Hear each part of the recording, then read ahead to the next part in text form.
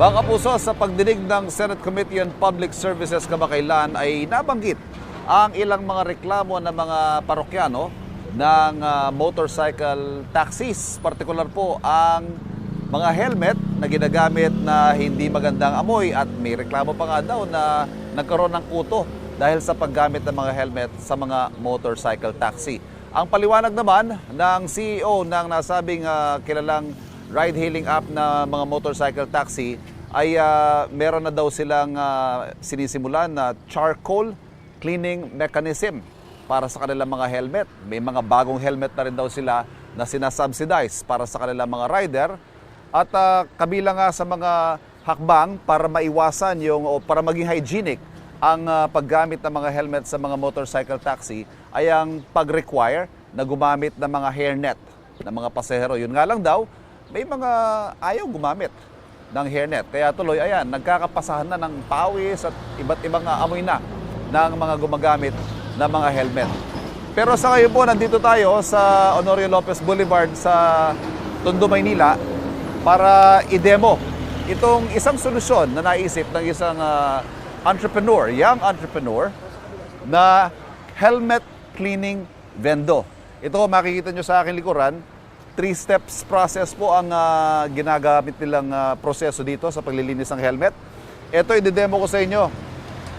Sa halagang 25 pesos, yan, vendo machine ho ito. Ilalagay nyo ang helmet ninyo. Maglagay ng 25 pesos na barya. Pwedeng 20, 10, 5, mamiso, pwede. Basta halagang 25 pesos. Isara.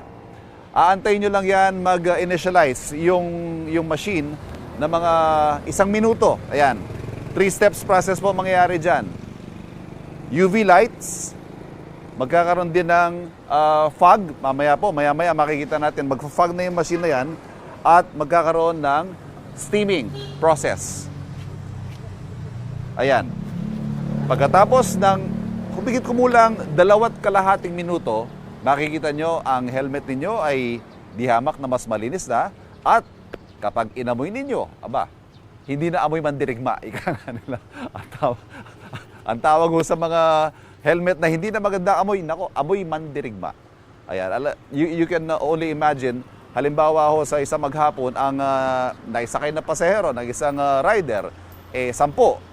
10 iba't ibang uri ng pawis ng ulo ng mga pasahero ang nagpalipat-lipat na sa mga helmet na yan. Ayan, papakita natin.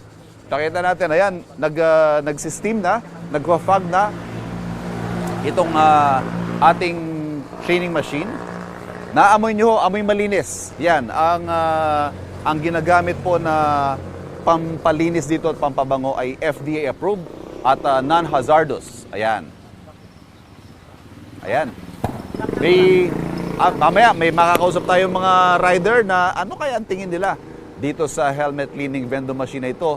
Matapos natin silang tanungin kung ano na ba ang amoy ng helmet mo. Ayan. Mamaya pa magbabalik tayo para dito sa karagdagang impormasyon sa helmet cleaning vendo machine. Magbabalik po ako ng hirit. Kapuso, huwag magpapahuli sa latest news and updates. Mag-iuna ka sa balita at mag-subscribe sa YouTube channel ng GMA Integrated News.